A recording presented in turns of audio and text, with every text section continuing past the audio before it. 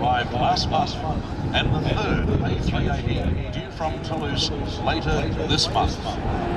In all of its glory, ladies and gentlemen, the Airbus A380.